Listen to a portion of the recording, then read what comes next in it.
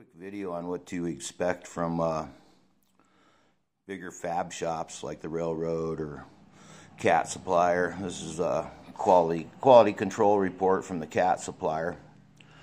So this is what every inch of your weld's inspected for.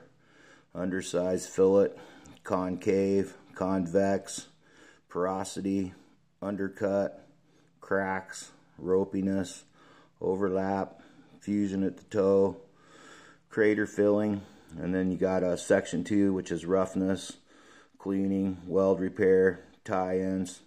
That's your group 1 and your group 2. Group 2 is the second one right here. So, and then this is all the legs on this particular part. 17 inches of weld, 36 and a half, on down 10 inches, 20 inches.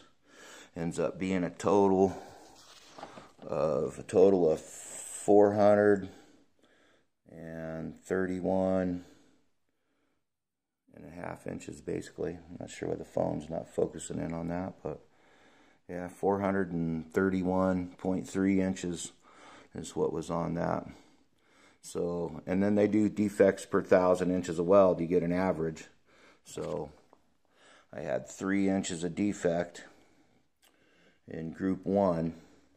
So we got 1 inch of defect there. So they got me for an improper crater fill, and then they got me 2 up here, 2 inches of defect that they said had undercut. So out of all those that they checked for group 1, out of 431 inches, I had 3 inches of defect, and then 2 inches of defect in group 2. They got me for 2 inches of roughness. So they're pretty particular, man. I mean, literally every inch of weld's inspected for every one of these on down the line, and then they do your average out of 1,000. So this particular one, I don't understand. I mean, the date on this is, I think, 94. I didn't quite understand this though. 3 plus 2, haven't been to school for a while, but the last I looked, 3 plus 2 is 5, not 12.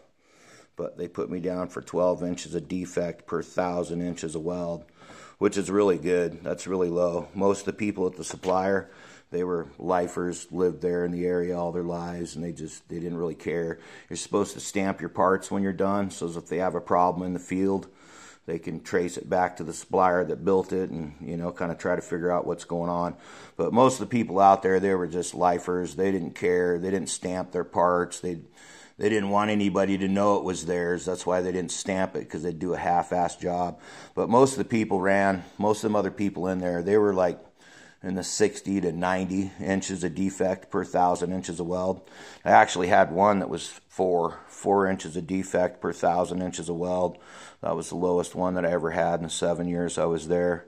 And like I said, most people were in the 60 to 80. Every now and again you'd see a few 90s.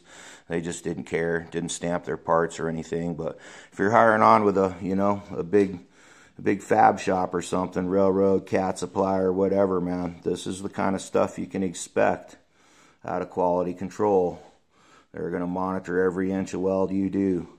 So just wanted to pass that on for you newer people so you kind of know what you're getting into. It's, you know, people just think, draw a bead and call it good. Now, man, there's 1, 2, 3, 4, 5, 6, 7, 8, 9, 10, 11, 12. There's like 14 things that every inch of weld is inspected for. So just wanted to pass that on. Some of you newer people, kind of give you a heads up on what you're getting into, man. So everybody be safe.